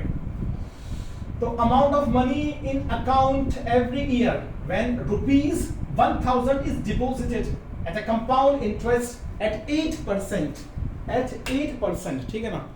तो यार क्या कह रहा है, क्या कह रहा है, ठीक है ना। रेट दे रहा है हमारे पास, रेट दे रहा है, देख समझता है, मैं ऐसे समझा दूंगा, ठीक है ना। क्वेश्चन तेरे पास सही है ना, क्वेश्चन तो देख तेरे पास सही, तो मैं ऐसे समझा दूंगा तुझे, 8% का क्या दे रहा है, वो रेट दे रहा है ना। और प्रिंसिपल तेरे पास जो प्रिंसिपल अमाउंट होगी 10,000 का है, सही है ना, 10,000 का है तेरे पास, 10,000 का है तेरे पास प्रिंसिपल अमाउंट, और हर साल बढ़ रहा है, जाहिर सी बात है हर साल बढ़ रहा है, तो कंपाउंडली बढ़ रहा है ना, पक्की बात है ना। तो क्या फॉर्मूला होगा तेरे पास, C is equals to P और 1 प्लस R अपॉन 100, ठीक है ना, 1 प्लस R अपॉन 100, और ये तेरे पास P आ जाएगा, सही है ना। तो यही तो फॉर्मूला है तेरे पास। आ जरा तो पहले साल की अगर तू बात करेगा तो बताना क्या होगा तेरे पास। तो प्रिंसिपल तेरे पास कितना है सर, 10,000 है मेरे पास, तो प्रिंसिपल 10,000 है सर मेरे पास, प्रिंसिपल अमाउंट जो है, और 1 प्लस R कितना है सर, R मेरे पास है 100, और तेरे पास ये है। तो पहले साल के लिए, दूसरे साल के लिए पता क्या है, दूसरे साल के लिए पता क्या है सर, दूसरे साल के लिए तो ये हो जाएगा 10,000 यहाँ पर, और 1 प्लस R अपॉन 100